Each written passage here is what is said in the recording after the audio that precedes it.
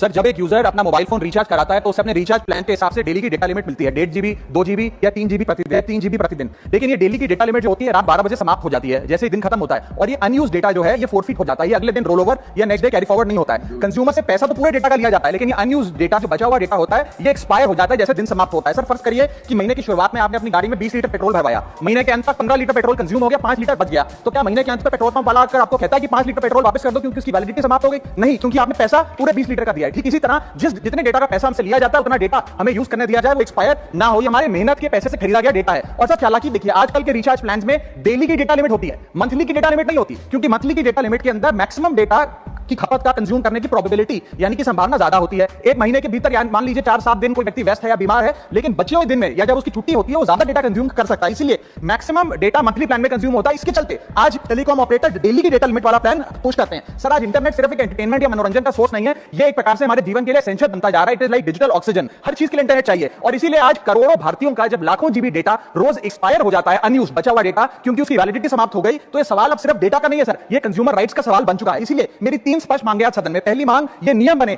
कि data carry forward यानी कि डेटा रोल ओवर की सुविधा हर यूजर को दी जाए, यानी कि दिन के अंत पे आपका जितना जीबी डेटा बच गया वो अगले दिन के आपके डेली के डेटा पैक में जोड़ा जाए, वैलिडिटी के साथ समाप्त ना हो। दूसरा पॉइंट, अगर महीने के अंत में काफी बड़ी मात्रा में आपका डेटा एक्यूमुलेट अगर हो जाता है, बच जाता है, तो यूजर को ऑप्शन दिया जाए कि इस डेटा की वैल्यू का एडजस्टमेंट वो अपने रिचार्ज प्लान के अगेंस्ट कर सके, यानी कि अगले महीने वो जितने वैल्यू की रिचार्ज कराता है उसमें से छूट मिले, डिस्काउंट मिले अनयूज डेटा की मार्केट वैल्यू के अनुसार। जैसे कि बिजली की खपत आप जितनी करते हैं, जितने यूनिट उतना ही पैसा भरते हैं, ठीक उसी तरह जितने जीबी डेटा कंज्यूम करें उतना ही पैसा वसूला जाए, उससे ज्यादा ना वसूला जाए। और थर्ड नियम जो बनना चाहिए वो ये है कि अनयूज डेटा को आपका डिजिटल एसेट माना जाए, और जिस प्रकार से हम पैसा ट्रांसफर कर सकते हैं डेटा ट्रांसफर अलाउड होना चाहिए, यानी कि यदि आज मेरा कुछ बचा हुआ डेटा है डेली पैक के अनुसार, मैं अपना बचा हुआ 1-1.5 जीबी अपने परिवार वालों को